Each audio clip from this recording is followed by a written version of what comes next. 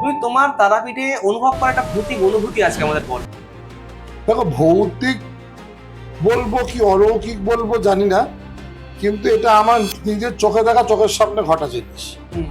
আমি এক জায়গায় বসে, তারা তো আগে ইদানিং হয়েছে, মানে কয়েক বছর হয়েছে, রাত্রি 9টা-10টার পরে শ্মশানে আর কাউকে যেতে দেওয়া হয় না প্রশাসনের তরফ থেকে।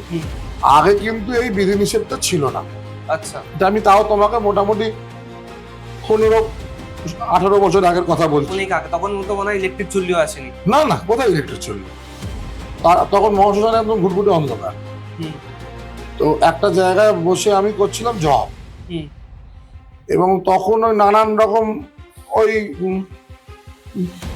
পথ পথ খেয়ে লোকজন রাত্রিবেলা শ্মশানে ঘুরতে আসে। হ্যাঁ, সাইট সিনের মতো। আচ্ছা, রাত্রিবেলা কি করবো, শ্মশানে ঘুরবো।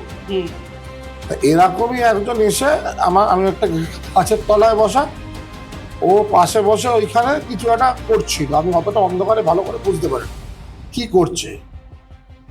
কিছুক্ষণের মধ্যে উইদিন ফ্র্যাকশন অফ সেকেন্ড আমি দেখলাম মানে গাছটার থেকে কিছু একটা পরি বা কিছু মতো একটা নেমে এসে ওকে টেনে নিয়ে গাছের ওপর তুলে আর সবাং করে ওপর থেকে তলায় আছাড় মেরে ফেললো। কি বলছো, সত্যি দেখেছো তুমি? হ্যাঁ, একদম আমার সামনাসামনি।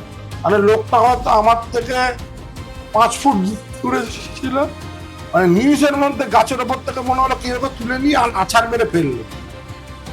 কি বলছো? এইটা আমার নিজের চোখে দেখা।